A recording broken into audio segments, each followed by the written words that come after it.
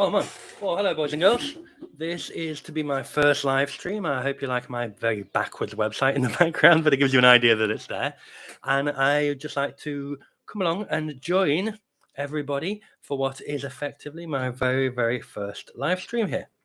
I thought I'd give it a go. My previous computer could not keep up with the whole live stream thing, so I just thought I'd actually give it a try and look straight at you guys, which is...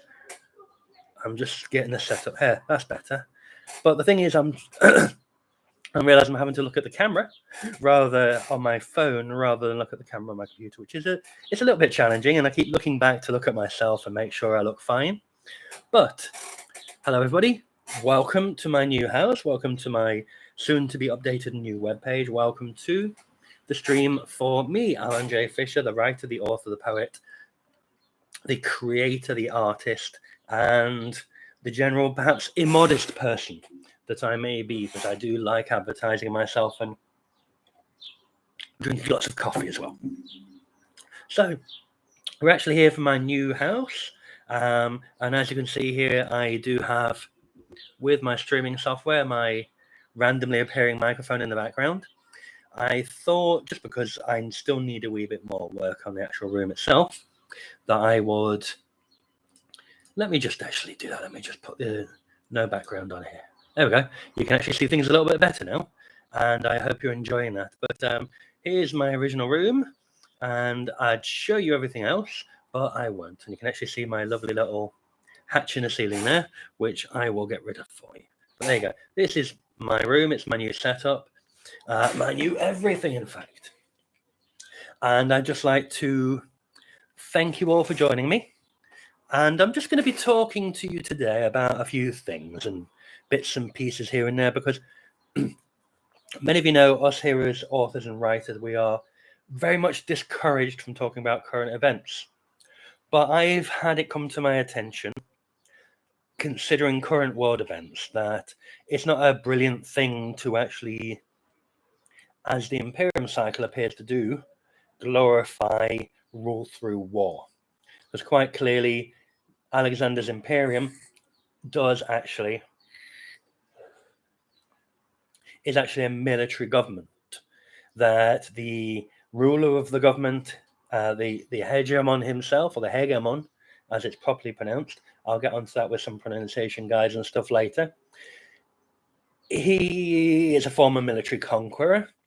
His empire is maintained and run by big, bloody, scary soldiers, the Khal Shadar and the Dracograth.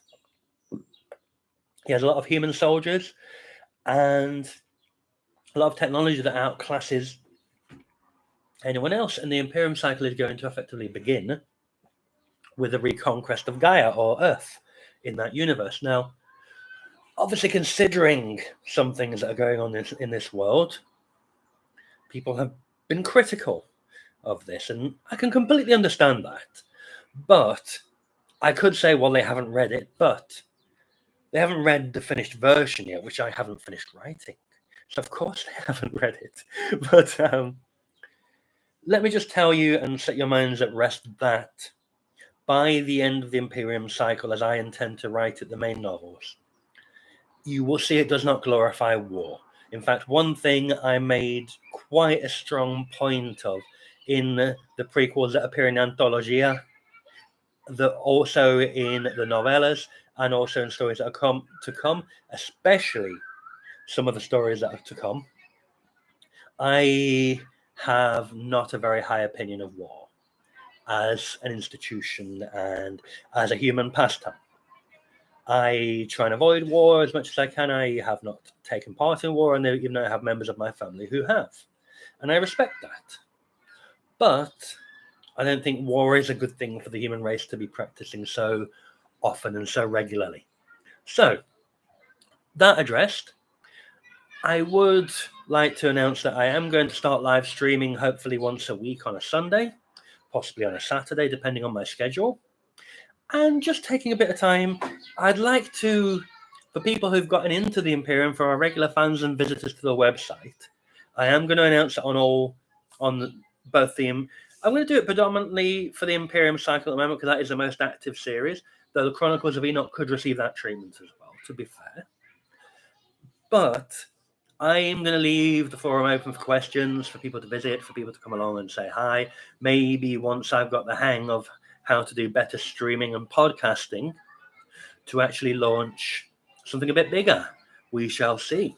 But it'll be no more at this time than a weekly thing as far as live streaming is concerned. I'm still going to be updating. There are children fighting outside and they're very much enjoying it. But what was I saying? So they're not mine because I'd recognize the screamers straight away. My children, as one knows, any parent knows, you recognize your own children's screams. But anyway, where was I? I am planning to launch this as a new thing to get things going along, and just to get people who are less familiar with me and with the Imperium itself to get to learn it.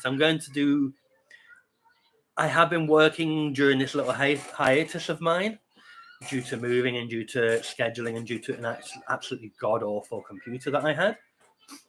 I've now got a lovely shiny new iMac, which is beautiful and means I can do the things I want to do, and expect some changes to the websites fairly shortly. I'm going to be updating those and making use of the graphical capabilities and the processing capabilities of this machine compared to my absolute dinosaur of a laptop, which has now been retired for emergency printing and Windows operations.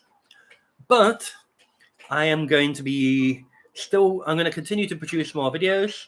I'm going to do a few language workshops, some technology workshops. I'm going to explain some of the science and technology behind the Imperium cycle, because believe it or not, a lot of what I produce is based in science. I'm one of these writers who believes that even though the technology I am using is currently unattainable, that does not mean that it is not possible or probable. We have an Imperium cycle where their technology was drastically accelerated by the discovery of Yuri the Goblin on the moon, on Selene, of technology left behind by a very mysterious race of aliens known as the Ancients.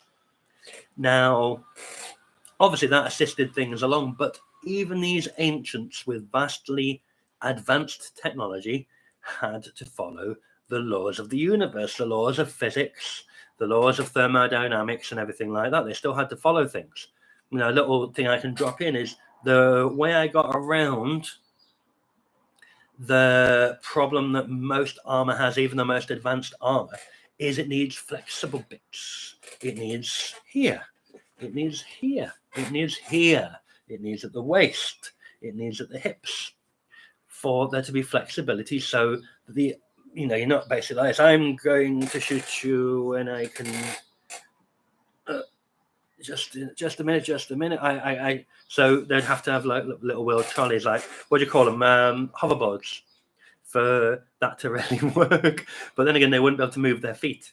So I got around that by researching, and thanks to, I think it was Gary Crook who suggested this to me, or at least mentioned this as I was working on the concept of thixotropic metals. What a thixotropic metal is a metal whose state is changed by the application of a magnetic, electronic, or electromagnetic charge. So a soft, malleable, or even liquid metal can be stiffened or hardened or have an increase in rigidity if the right charge is applied to it. So my idea was the whole thing of mithril. The reason dwarves have trouble to work it is it's like mercury. It is, in its pure state, it is a liquid metal, and it can only be used, or it could only be used in the past, before the discovery of the more advanced Kaushadar armor and how to manipulate electrical and electromagnetic fields, and the use of reflex fields as well, which in themselves are somewhat electromagnetic in nature because they have to be. Dwarves would mix it with other metals to improve something such as steel or silver in its alloyed state and make it a harder metal, because mithril itself is able to change the crystalline structure of other metals and harden them. So that's just one idea of the science that's used. The mithril that is used in counter armor runs through channels and parts of the armor in its liquid state. When the reflex field is triggered, triggering an electromagnetic response, it will stiffen the joints around the area that is being attacked. So if you're being attacked at your shoulder, you will tense as your armor stiffens. You're being attacked at the neck, you will tense as your armor stiffens, but only while the force is being applied. So basically, they have these channels at the joints where the liquid metal is running, which allows mobility. Attack, and it tenses up, and you cannot move it, but nor can anything get in there. So someone tries to stab you, your joint stiffens, boing, sort of thing.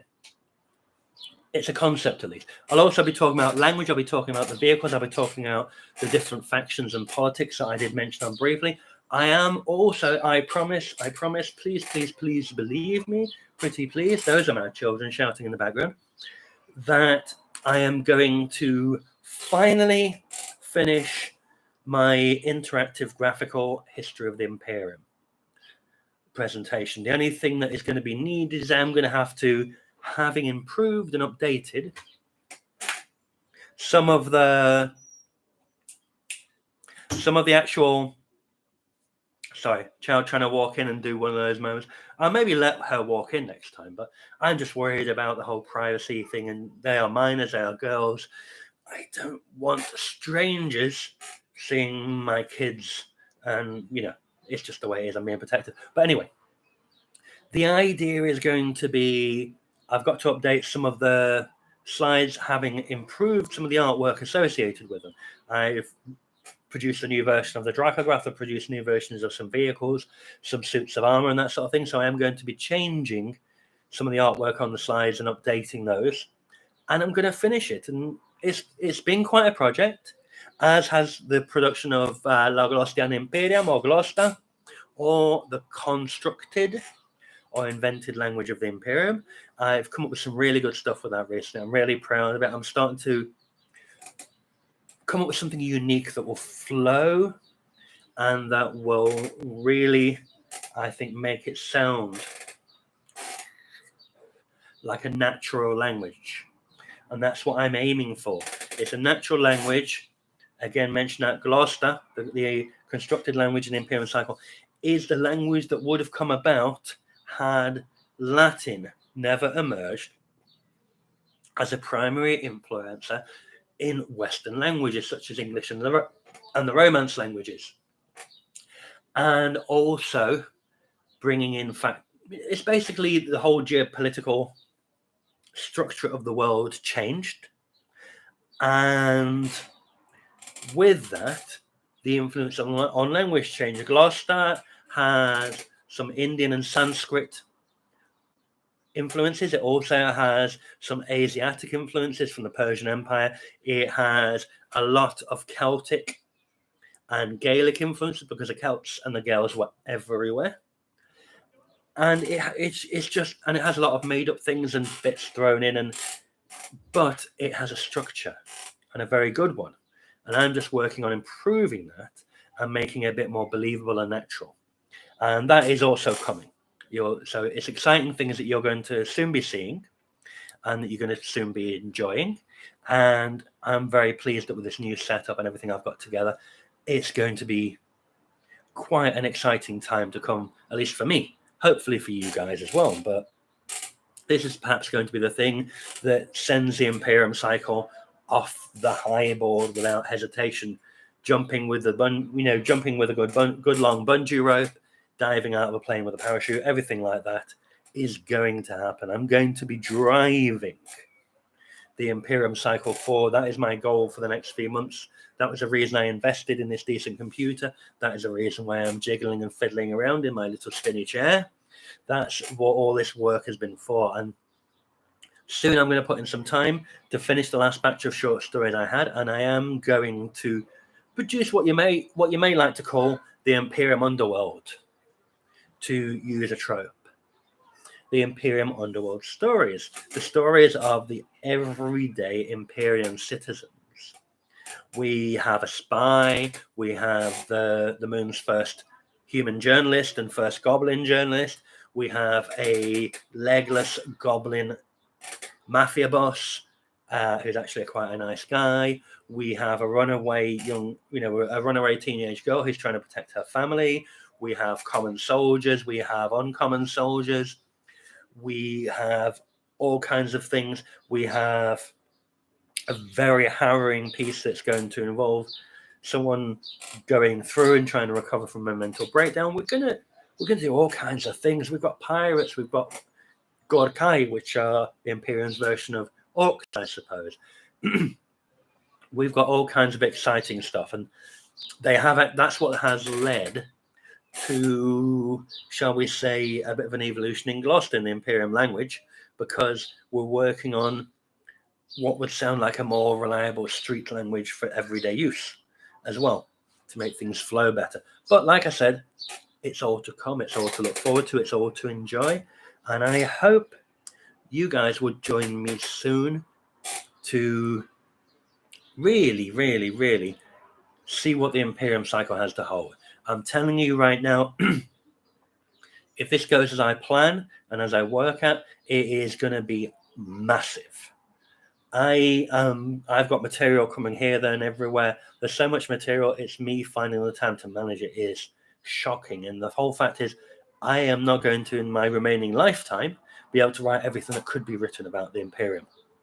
And I am hoping, as time comes along, there will be others who would like to perhaps join me in contributing to the evolving story of the Imperium. And I would welcome that. I would love for somebody to come along and say, listen, Alan, I've got this idea about this character. I would like to make a new character. I would like to set them on Selene. I would like to set them in Midtown in Selene, which is you see, in Selene, the best way to describe it, you've got what is called Upper Town, which is where the Imperium military remnant live. You've got Midtown, which is where all the human workers and everyone live. It's a sort of thrown together thing. And then you've got Deep Town, which is where the dwarves live, and with the goblins. The goblins tend to move between all of them. Sometimes the dwarves do as well. I'd like to set a lot in Midtown, which is like a frontier ramshackle, put together, very strange kind of world. I'd like to work on all of that. And someone says, I want to set this in Midtown. I want to take some goblins. I want to take some dwarves. I want to maybe introduce a new faction, a new group. I want to have a musician. Yes, if you think you can come up with some music that you think is suitable for the Imperium, please, I want to hear it. If you can come up with new characters, if you come up with new ideas, you can come up with new anything, I'm going to want to hear it. I may not always agree, but I'm going to bloody listen. Probably I'm going to agree, because the Imperium is rapidly becoming bigger than me. It's something that I have created, but I feel like it's going to reach the point where it's going to grow. It's going to be like a child. A child reaches a certain age, and after that time, they achieve independence, they desire independence, and they go on and do their own thing. I think that's going to happen with the Imperium cycle. It's going to reach a point when I've written the main novels, I've written the main short stories, I've written the background material and companion volumes as such as they will be. It'll reach the point where the Imperium cycle is grown up and wants to go and make some new friends. And I am going to welcome those new friends in. I'm going to welcome them in and let them play with my universe, of my IP. And if, obviously, I'm going to have the final say on everything, but if it's good, yeah. If I get a TV series, oh my God. If Disney want to pick it up, or HBO, or not Netflix too expensive. Disney are a little at the moment with some people, but I don't care. Go LGBTQ plus A, etc. I can't remember. Don't fall in for the stupid no, don't say gay thing, Disney, please. For those of you who don't know me, I am very much equality in all shapes and forms. I was raised by an Irish granny who was a rebel, who helped the disadvantaged, who helped the ignored, who helped the downtrodden, who came from having been trodden down the deepest someone can be, and worked her way up by sheer force of personality to where she was rubbing shoulders with lords. She was offered not a knighthood, but something similar by the Queen of England herself, which my granny, being my granny, said basically very politely informed the Queen of where that honour would be better inserted. Just my granny. So that's giving you a background. Nothing as bad as my granny, or as, shall we say, as good, but I believe in equality of race, of neurodivergency, of sexuality, of gender, of any choice or trait a person has in their life, whether they can help that trait or not. I am not going to discriminate towards somebody because they are black, because they are Asian, because they are Indian, because they are white, because they are Asiatic, because they are Pacific Islander, because they are native, because they are gay, straight, lesbian, bi, queer gendered, because they are transsexuals. I don't care. I'm not going to judge them because of their disability, because of their intellectual capacity, because of their social capacity, because of their educational capacity. I am going to judge them on the weight of their character only. So the way I have always said it, I don't care what color, what gender, what sexuality, what race, what nationality you are. If you're a dick, you're a dick. If you're good people, you're good people. I don't care. So if someone is a dick, I don't like them because they're a dick, not because of their background or their, how would you say it, because of who they are. But I will judge someone if they're being a bit of a dick, especially if they're a bigoted one. Just so you know. So anyone wants to come up with bigoted comments, I will delete them all. I don't care. Anyway, that's just me, and that's just letting you know the kind of thing that is going to appear in Imperium Cycle as well. I'm going to appear in these new stories. I'm having it diverse. I'm not forcing diversity. I'm putting it in where I think it belongs. So I'm having people of different races. The Imperium is made up of 200 different nations, as were back then. The Imperium has people of all different life choices and lifestyles.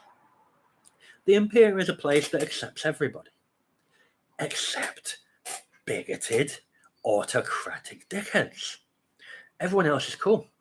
So, and also psychotic aliens that may appear, and some other possible antagonists. But I'm introducing it. I've invented the term nanophobic, which is obviously people who discriminate against dwarves. The way goblins are treated and the way people perceive goblins to be. Because they're green, they smell funny. And they're highly creative. In fact, someone has actually drawn a comparison, someone famous whose name I will not mention, has said,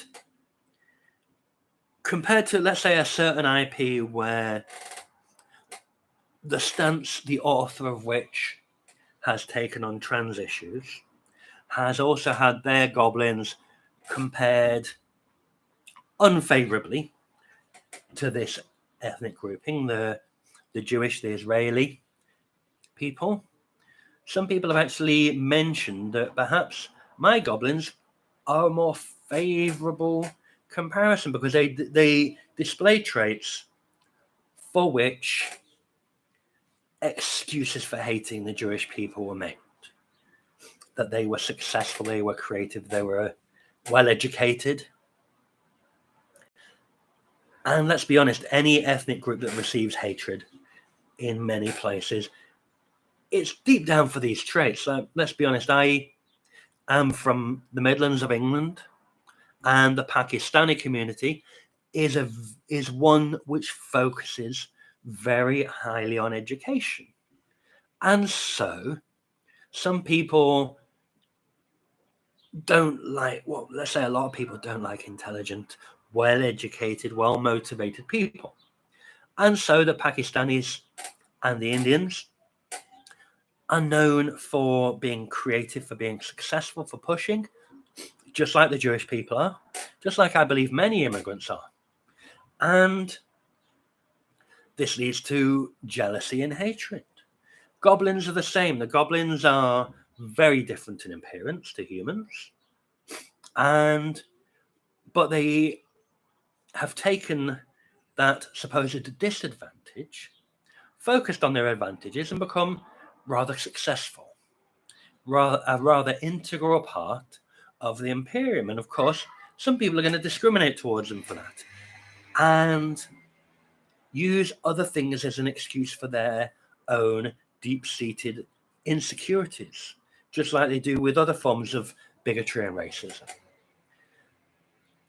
Many people have said, and I'm not talking about a Donald Trump kind of many people, I'm talking about real people who I'm choosing not to mention their names, that it's kind of cool the way the goblins are reflecting the struggle of a people rather than the stereotypes of a people. You know, I've got my goblins in my books are all, in the stories, are all very, very different. You've got Dogtail Johnny, who's a bit of a chancer. You have got I forget his name now. You've got Razzle, who's a bit of a nerd and a genius. You have got Leggy, who is a bit hard to measure. He's a sort of a grandfatherly, nautical, ex-Navy storyteller and entertainer. We've got quite a few. We've got Yuri the Goblin, who makes his appearance. We've got many more whose names I will not mention who are going to appear. But we've got, like any grouping of people, because goblins are a people in the Imperial cycle. They're not seen as equal citizens by many, but they have their existence. But either way, we're going to make it happen. We're going to make them interesting. We are going to find a way to really represent everybody in these stories. And that's what is going to make it so available for... Oh, that's better. My sound's up a little bit. How is that? Is that better? Oh, yes, that's much better, isn't it? Let me see. Oh, I don't know. It's working anyway. But either way, I am going to be glad to produce this for you. Going to be glad to show you a few things, and we are going to make this all happen. But I'm going to sign off for now. Remember, www.alanjfisher.co.uk, www.imperium.com, www.chroniclesofenoch.com. Please visit. Send me an email at alan@alanjfisher.co.uk, or find me on Twitter at alanjfisher0. You'll find me about. I'm around everywhere. I'm maybe not as active as I used to be, but I'm going to change that now. Thank you all for joining. Have a great day.